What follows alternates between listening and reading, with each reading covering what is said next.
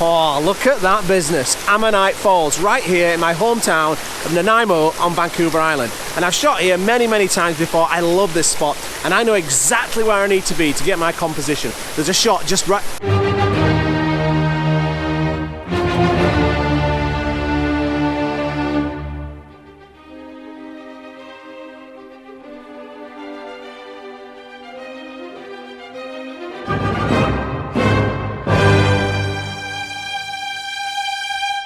It's that f***ing Adam Gibbs. Oh, God. It's just a nightmare. Bloody hell. I'm going to need a strong coffee. Oh, that's nice. Oh, who's that?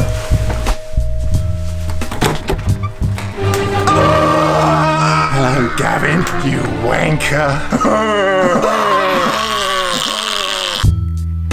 We're not really arch enemies, but I just had to up the ante in response to Adam's last video where he had me as his arch nemesis, and I did notice how well practiced he was with the wanker gesture.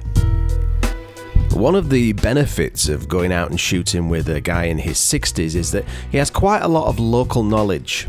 So the marks on these cedars, these western red cedars, are actually from people peeling the bark off, and the First Nations use the bark to weave baskets and hats and stuff. Now I'm not sure if these were done by First Nations, but that's why these trees are all kind of stripped like this. It doesn't kill the tree as long as you don't go all the way around it. The trail to Ammonite Falls is only about 45 minutes, but it has a slippery, muddy climb at the end, and I had resolved not to fall again just for your viewing pleasure. Oh look, an owl. That's nice.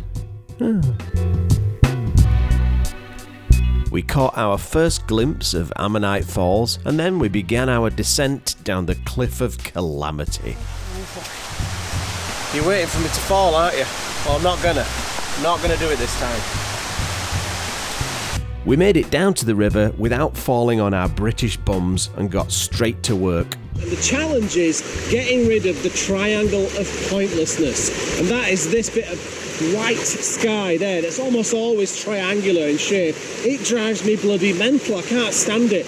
I don't want anything boring in my frame. I want my frame to be filled with delicious gorgeousness, such as the big column of the waterfall and all this gorgeous foreground. So that's the challenge with my composition. So if I go over on that bank on the right hand side, I can completely eliminate the triangle of pointlessness, but then I've lost all of this gorgeous movement and shape and colour in the river. So it's that balancing act. So I'm going to keep working. I'm refining this process. I'll try different focal lengths, but it is a process, this composition. You take some shots, you look at them analytically, and you critique your own pictures and think, how can I make it better? Well, I know how I can make it better. Get rid of that bloody triangle of pointlessness. I have to confess, this is getting quite challenging.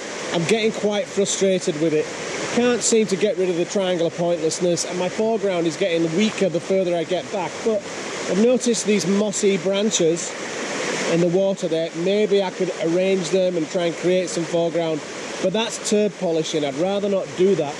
I have spotted a bit further downriver, which I'm going to tell Adam about in a minute, but I think it involves getting balls deep in some white water, which I don't fancy doing, but I might have to. Got one shot, I think. Yeah. How are you? Just turds. I have seen one spot that I think we could get a shot, but I think we'd have to get balls deep in the white water. I'm up for it if you are. Alright? We're doing it. Let's go for it. Right, balls deep we go. Adam's got bigger balls than me. He's going to go in first. He's down into his trolleys. That is a sexy look with trolleys and wellies. That's a new look. You have to make sure my unmentionables don't fall out the slot here at the front here. Unmentionables.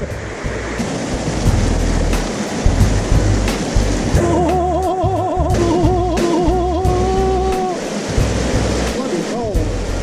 Yeah.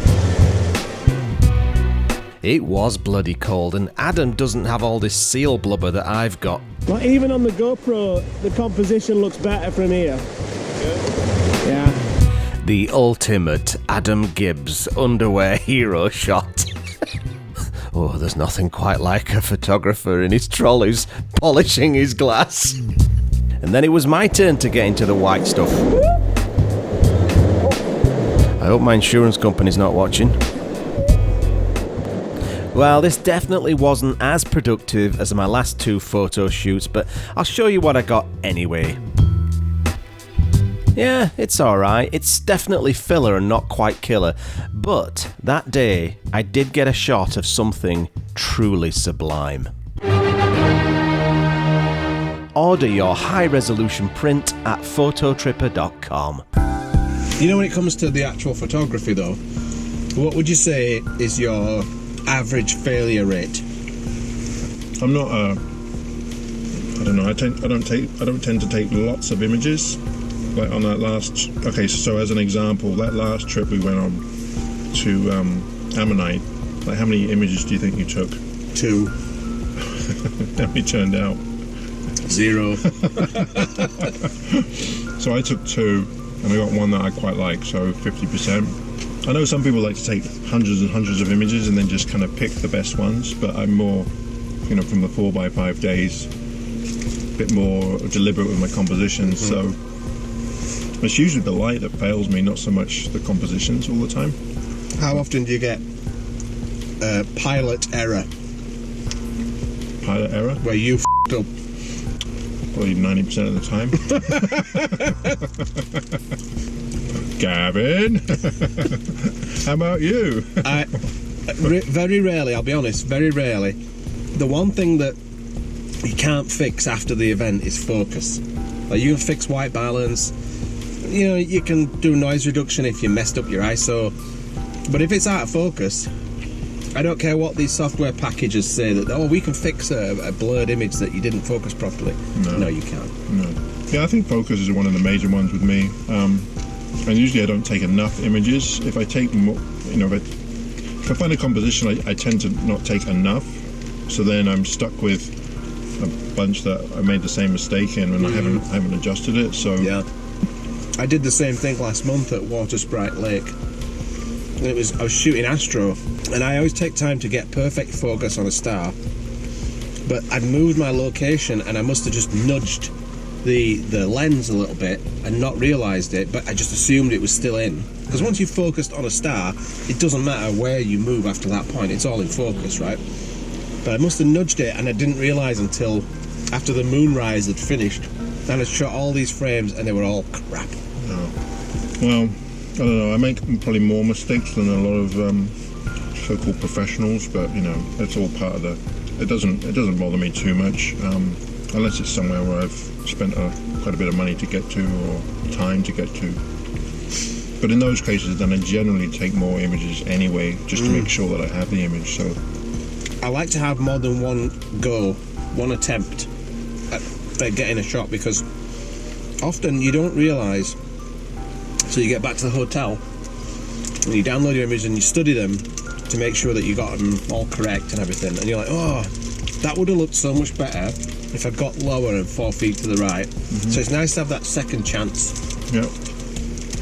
But you have to do it straight away, because otherwise if you say, well, I'm going to go back next week or wherever, it's never the same. It never is. It's changed too much. Yeah. I don't know how many times I've done that. I've gone to a location, well, I'll go back, and it'll be, you know, and you go back and it's nothing like when you were there the first time. That's why astrophotography is good, because the one thing you can almost guarantee, if you've got like 5 days of blue sky down in California and you're doing Milky Way photography, you're pretty much in control of everything that is underneath of that Milky Way. You can light it however you want, you can place things wherever you want within reason, and that's kind of quite liberating. A freedom to determine that's where the light's going to be. So what is it about the island that you like the most? You can take pictures of the mountains, lakes, waterfalls, the coast. You can do all that in one day. Even Milky Way, if you're in the summertime, you know, there's so much diversity crammed into a little space, and at most it's between a 3 and a 6 hour drive at the absolute most. Usually 2 hours or less. I'll ask you the same question then. Pretty much the same thing. I mean, first of all, I like to be in an area where there's lots of you know, there's lots of things to photograph that are reasonably close together. I don't really like driving all over the place just to... Well, my grapes don't like it either. I just need a bit of a trail loop. But no, I mean, the forest here, I love the forest, and then today, I mean, it's just miserable out, but at least you can still go out and photograph waterfalls. Waterfalls this time of year are great because there's lots of water running, except for this waterfall, there's too much running. Too much. But in the summer, it's not that great for waterfalls, but it's probably better in the Alpine. Spend some time in the Alpine if you can deal with the bugs. Oh man, I can't deal with them. I looked like I'd been shot with buckshot when I did that Triple Peak trip. Honestly, it was like a line of them. It was in the line. It was like one mozzie had thought, right, I'm going to dine out on this guy, and it took like 3 weeks for it all to disappear. Well, they like English blood, I guess. Well, it is delightful and salty.